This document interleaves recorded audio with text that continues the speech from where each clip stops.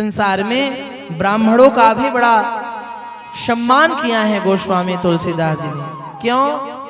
क्योंकि ब्राह्मण का सम्मान भगवान भी करते हैं। ब्राह्मणोस्य मुख माशीद बाहु, ब्राह्मण भगवान के मुख होते हैं। ब्राह्मण इस धरती के जीते जागते देवता हैं। ब्राह्मण इस धरती के जीते जागते भगवान हैं।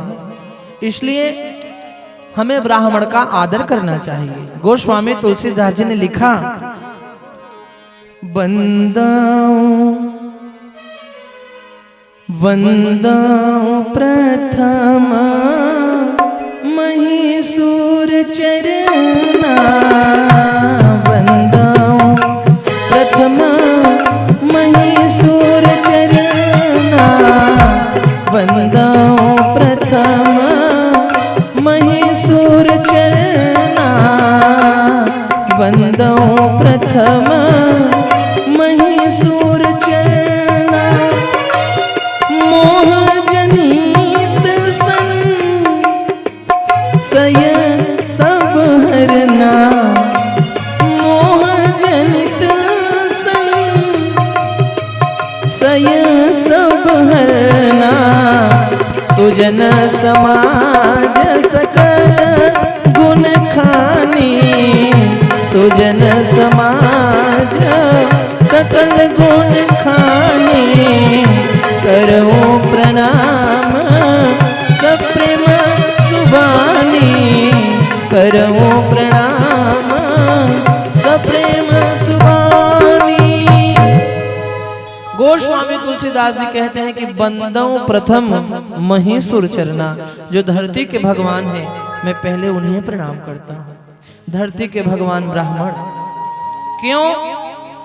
क्योंकि इसलिए कि मोह जनित संशय सब हरना, हमारे जीवन में जो संशय रहते हैं, हमारे जीवन में जो भ्रम रहते हैं, हमारे जिंदगी के भ्रम को ब्राह्मण ही दूर करते हैं। भ्रम कैसा? अब आप ऐसे समझो, हमारा बेटा कौन से नक्षत्र में पैदा भया है, कौन से मूल में पैदा भया है, कौन से मुहूर्त में पैदा भया है, हमारे मन में भ्रम है। इस भ्रम को हम कहाँ दूर करेंगे? ब्राह्मण के पास, जिसके पास में पत्रा हो वही बताएगा। हमारे बेटे का ब्याह कौन से शुभ मुहूर्त में होना चाहिए, ये जानकारी हमें कौन देता है? ब्राह्मण देव ही देते हैं। मोह जनित संशय सब हरना, हमारे जीवन के संशय को दूर करते हैं। इसीलिए सुजन समाज सकल गुण खानी, जो सभी प्रकार के गुणों से परिपूर्ण है। जिस गांव में ब्राह्मण है उस गांव में भगवान के मंदिर का और भगवान का साधु संतों का आवागमन है। उस गांव में भगवान के नाम का चर्चा निरंतर प्रारंभ है। अच्छा, ब्राह्मण कहते किसे हैं? बोले महाराज, ब्राह्मण वो जो सदैव ब्रह्म का उच्चारण करता हो। अच्छा, एक बात मैं आपको और बताऊं, आज हमारे यहाँ बड़ा झगड़ा हो रहा है। ब्राह्मण, क्षत्रिय, वैश्य और शूद्र। आज झगड़ा इस बात का हो रहा है कि शूद्र कहते हैं कि हमारा बड़ा अपमान हो रहा है, हमारा बड़ा अपमान हो रहा है। पर मैं आपकी जानकारी के लिए बताऊं, चार वर्ण किस लिए बनाए गए? चार वर्ण चारों एक दूसरे के पूरक बने रहे इसलिए बनाए गए। चारों एक दूसरे के काम आते हैं इसलिए बनाए गए। एक वर्ण ना हो तो तीन वर्ण किसी काम के नहीं हैं। यह शरीर, इसी शरीर को चार वर्णों में बांटा गया, ब्राह्मण, क्षत्रिय, वैश्य और शूद्र। मुख को ब्राह्मण कहा गया। ये बच्चे किसके घर से आए हैं?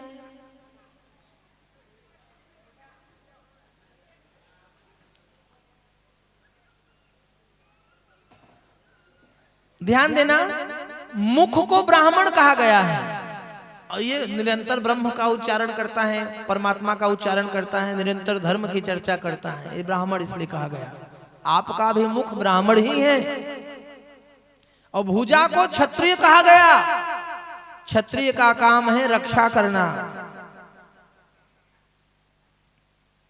सिर पे कोई लाठी मारे तो हाथ पहले जाता है, डांडिया साहब, नांदिया साहब।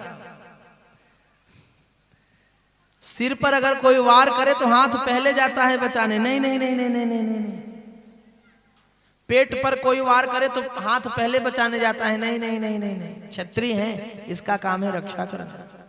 और पेट को वैश्य कहा गया, वैश्य का काम है व्यापार करना। और कमर के नीचे के भाग को शूद्र कहा गया, नीचे कमर के नीचे से लेकर चरण तक के भाग को शूद्र कहा गया। अब ब्राह्मण का काम है ब्रह्म उच्चारण करना, क्षत्रिय का काम है रक्षा करना, पेट का काम है व्यापार करना। पेट भरा रहेगा तो इनके बाजुओं में ताकत बनी रहेगी, पेट भरा रहेगा तो ये बढ़िया बोल लेंगे, और पेट भरा रहेगा तो ये पैर दौड़ सकता है।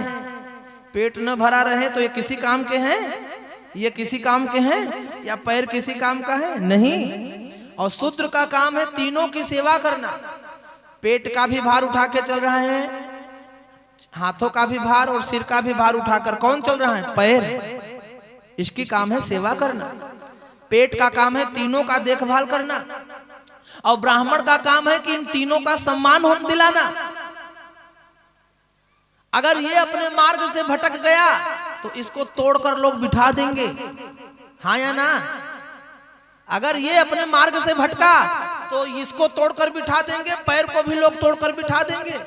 ये भरने वाला नहीं, अगर इसने बढ़िया नहीं बोला तो, इसने बढ़िया नहीं बोला तो ये भरेगा क्या, नहीं भरने वाला।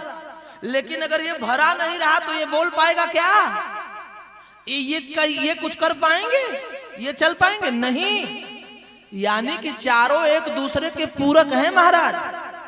अच्छा अब आप मुझे एक बात बताओ, अगर घर में साधु संत पहले आए और शरीर को 4 वर्णों में बांटा गया, ब्राह्मण क्षत्रिय वैश्य शूद्र, तो पहले पूजा किसकी होती है, ब्राह्मण की होती है कि शूद्र की होती है? शूद्र की पूजा पहले, चरण पहले धोया जाता है, चरण में टीका पहले लगता है, सम्मान पहले चरण का है। इसलिए जब लोग नहाते हैं तो चरण को मल मल के धोते हैं। अब यही ज्ञान हमारा मर गया है, हम उन्हें अछूत समझ रहे हैं, उन्हें बेकार समझ रहे हैं, इन्हें हम ये समझ रहे हैं, उन्हें वो समझ रहे हैं। आज हमारे जीवन में इतनी भ्रांतियां पैदा हो गई है कि हम चारों एक दूसरे के शत्रु बन गए हैं। 4 वर्ण है लेकिन चारों का गोत्र अलग है, चारों की मर्यादाएं अलग हैं। ब्राह्मण अपनी मर्यादा में चले, क्षत्रिय अपनी मर्यादा में चले, वैश्य अपनी मर्यादा में रहे और शूद्र अपनी मर्यादा में रहे, तुरंत नया राष्ट्र का निर्माण होगा महाराज, राम राज्य आ जाएगा। लेकिन जब वैश्य अपनी मर्यादा भूल जाएगा तो उसे समाज से, घर से, मकान से, दुकान से बेदखल किया जाएगा। ब्राह्मण अपनी मर्यादा भूलेगा तो ब्राह्मण की इज्जत नहीं है। शूद्र अपनी मर्यादा में रहे तो शूद्र की इज्जत है, ब्राह्मण अपनी मर्यादा में रहे तो ब्राह्मण की इज्जत है। एक बात बताओ, रावण ब्राह्मण था ना, कितना ज्ञानी था, लेकिन हर साल जलाया जाता है। कर्म खराब थे ना, सही मार्ग पर नहीं चला ना। और सबरी माता शूद्र थी, हमेशा राम जी के नाम के साथ उनकी पूजा किया जाता है। क्यों? क्योंकि कर्म अच्छा था ना। हमारे यहाँ जाति देखकर सम्मान नहीं किया जाता महाराज, कर्म देखकर सम्मान किया जाता है। कर्म तेरे अच्छे हैं तो किस्मत तेरी दासी है, और मन तेरा साफ है तो घर में ही मथुरा और काशी है। इसलिए महाराज कर्म अच्छे बनाओ। हमारे यहाँ कर्मों की पूजा है, न कि रूप की पूजा है। तो ब्राह्मण पूजनीय है, लेकिन महाराज जब तीनों अपने नियम पर चलेंगे तो चारों का सम्मान है। और अगर नियम तोड़ दिया गया, मर्यादा तोड़ दिया गया, तो महाराज कहीं सम्मान होने वाला नहीं है। तो अच्छा एक बात और कहा गया कि ब्राह्मण की पूजा इसलिए करो क्योंकि ब्राह्मण सोख समुद्र लियो और ब्राह्मण क्षत्रिय के दल मारे। और ब्राह्मण पैठ पताल छल्यो हरि, ब्राह्मण ने यदुवंश उजारे। ब्राह्मण से जनि बैर करो, ब्राह्मण से परमेश्वर हारे। इसलिए ब्राह्मण का सम्मान करने के लिए महाराज हमें बार बार बताया जाता है, हमारे वाणी के द्वारा, हमारे विचार के द्वारा किसी का अपमान ना हो, ये हमें हमेशा सीखना चाहिए। ब्राह्मण अगर गलती भी करें और हमारे मुंह से ब्राह्मण के लिए रेंटे निकल जाए ना, तो ये भी महाराज हमारा पाप है। ना जाने कौन सा हमारा अपराध हो जाए, कोई कहा नहीं जा सकता। तो ब्राह्मणों को प्रणाम करने के बाद गोस्वामी तुलसीदास जी ने साधुओं को भी प्रणाम किया है। कहते हैं, साधु चरित शुभ चरित कपासो साधु चरित शुभ चरित कपासो साधु चरित शुभ चरित कपासो निरस विसद गुण मय फल जासो निरस विसद गुण मय फल जासो जो सहि दुख पर छिद्र दुरावा जो सहि दुख पर छिद्र दुरावा वंदनीय जय जग जस पावा वंदनीय जय जग जस पावा। तुलसीदास जी एक एक व्यक्ति को प्रणाम कर रहे हैं। अभी गुरु जी को प्रणाम किया, अभी ब्राह्मण को प्रणाम किया और अब साधु को प्रणाम कर रहे हैं और कह रहे हैं कि साधु कैसा होना चाहिए।